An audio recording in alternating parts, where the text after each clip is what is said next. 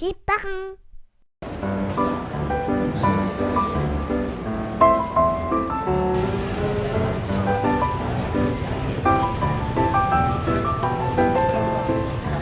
Circuit des Remparts, 75 ans, il y a 75 ans, 2 juillet 1939, première édition du Circuit des Remparts à Angoulême, juste avant une période de latence, donc due à la Seconde Guerre mondiale.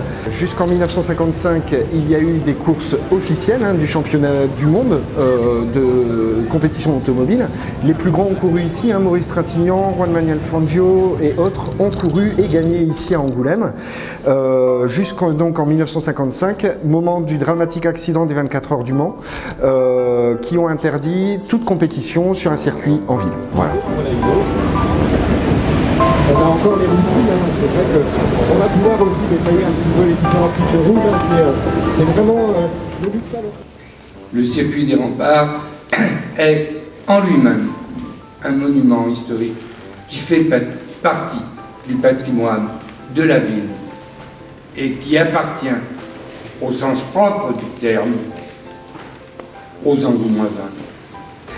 Donc il y a quelques jours, effectivement, dans ces mêmes locaux, nous avons présenté officiellement l'affiche de l'édition 2014.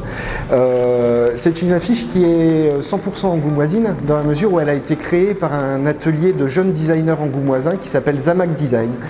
Donc cette année, vous allez la voir, il y a un personnage central qui est Juan Manuel Fangio, qui est, je pense, dans l'inconscient collectif, c'est le pilote absolu. Voilà.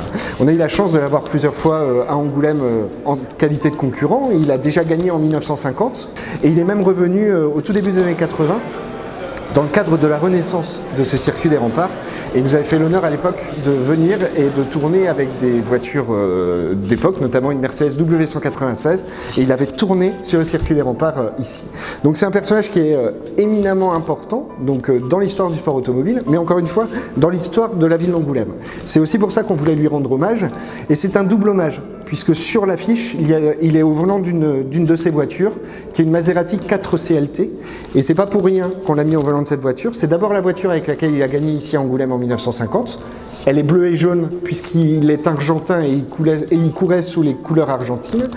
Et c'est une Maserati. Et cette année, nous célébrons le 100e anniversaire de la marque Maserati.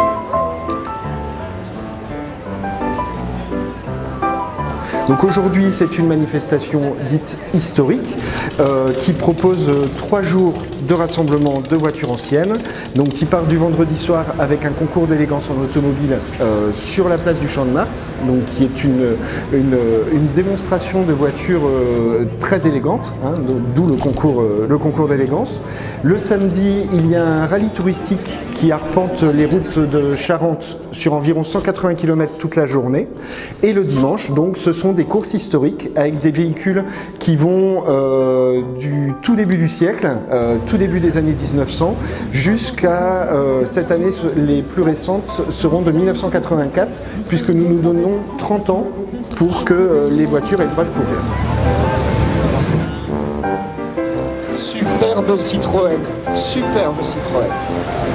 Cabriolet, en plus avec cette... C'est un excellent moyen de pouvoir être finalement dans un musée vivant, puisque nous sommes à plusieurs milliers de voitures anciennes, réparties sur tout le week-end, qui envahissent vraiment la ville d'Angoulême, qui par son architecture en plateau, un petit peu enclavé finalement, c'est un voyage dans le temps, le circuit des Remparts. C'est-à-dire que le temps d'un week-end se mêle à la circulation habituelle, je vous dis au moins plusieurs centaines de véhicules anciens, qui donnent vraiment une impression totalement incroyable et qui permettent à des gens qui ne sont pas forcément intéressés par le milieu de la voiture ancienne ou de la voiture en général de prendre du bon temps, d'avoir un intérêt parce qu'il y a quand même toujours ce côté un petit peu Madeleine de Proust.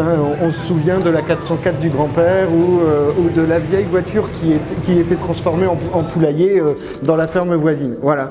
Et là, on va être confronté à toutes ces voitures-là, mais en liberté, entre guillemets, vraiment dans la circulation moderne.